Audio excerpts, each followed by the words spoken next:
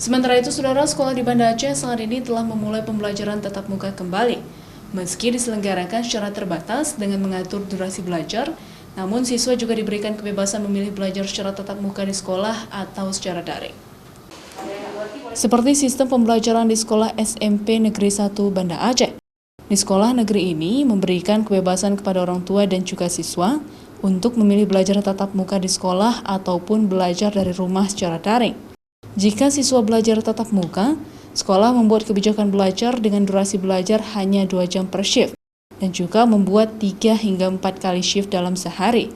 Menurut Kepala Sekolah SMP 1 Banda Aceh, Bustami, pilihan utama belajar pada masa pandemi COVID-19 saat ini tetap dilakukan secara daring.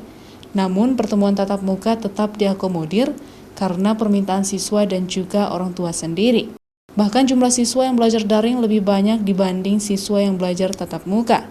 Walaupun mereka hadir ke sekolah untuk luring, itu hanya untuk berkomunikasi dengan guru hal-hal yang penting saja. Kemudian yang selebihnya itu mereka juga tetap daring. Karena mereka lebih banyak di rumah sekarang daripada di sekolah.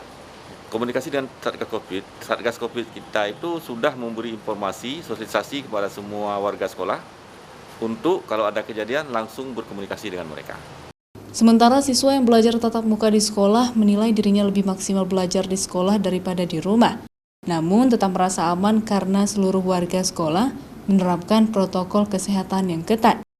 Apalagi dengan sistem shift yang membagi jadwal sekolah seminggu 3 kali pertemuan, saling bergantian masuk dengan para siswa lainnya. Kalau menurut saya tetap sekolah karena kalau daring nggak terlalu maksimal, nggak bisa tanya sama guru juga nanti nilai menurun.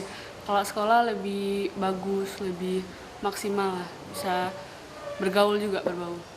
Nggak masalah asal ikut protokol. Protokol kesehatannya gimana? Pakai masker, jangan pakai masker, cuci tangan, jangan berkumpul, duduk jarang-jarang. Untuk pengawasan, menurut Bustami, pihaknya berkoordinasi dengan Dinas Pendidikan dan Satgas COVID-19 untuk memantau jalannya protokol kesehatan di sekolah, serta kebijakan yang digunakan bila ada warga sekolah yang ada terpapar COVID-19. Mustajab, Kompas TV, Banda Aceh.